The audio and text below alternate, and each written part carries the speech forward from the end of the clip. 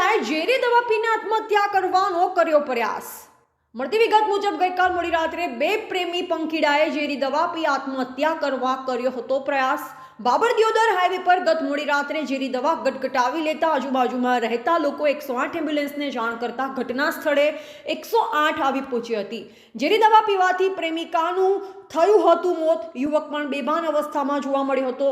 યુવાનના પરિવારજનો ભાબર સરકારી હોસ્પિટલમાં દોડી આવ્યા।